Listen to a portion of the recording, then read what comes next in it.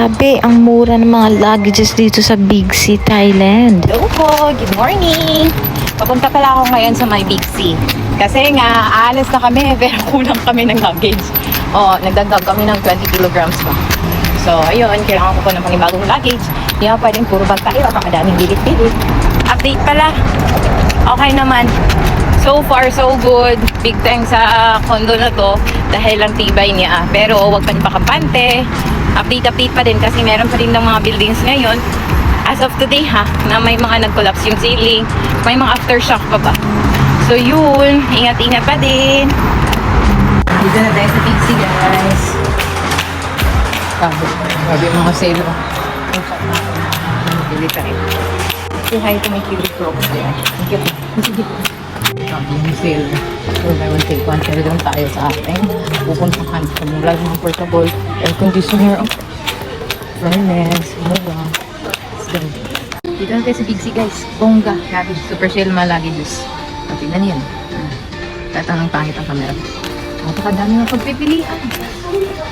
Siyempre, kung ako bibili, dito ako ito pink. Pero kaliit na ano yan. Roller. Ito, maganda. Laki. Maganda pa.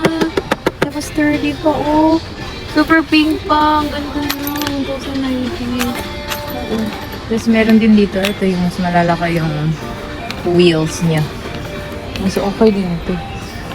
Meron naman 1,090 din dun. Yun yung kaparehas. Okay din to. Pero mas maganda yung wheel na may stopper ba yun. Papapili natin kay Jason. So kung mag-red bag siya, edi pula. Mas maganda din itong pula. Luggage. 24 inches. 3.6 kilograms na yung luggage pa lang. Okay na to. Okay na to. Sorry. 999 na. Ito nga yun. Ganda na din. So, ito na yung nabili natin luggage, guys. Malaki na.